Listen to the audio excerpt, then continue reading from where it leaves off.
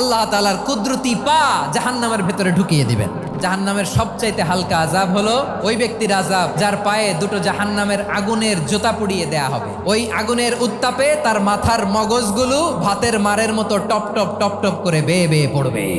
এইটা যদি সবচেয়ে লাইট পানিশমেন্ট হয়, সবচেয়ে হালকা পাতলা সহনীয় আযাব যদি হয়, তাহলে ভয়ঙ্কর তোমার আযাবের কি অবস্থা হবে? জাহান্নামের অবস্থা এত ভয়ঙ্কর হবে, জাহান্নামের ভেতরে লক্ষ লক্ষ কোটি কোটি কাফির মুশরিককে দেওয়ার পরেও জাহান্নাম বলবে হালমিম মাজিদ, আরো আছে নাকি, আরো দাও, আমার ক্ষুধা নিবারণ হয় নাই।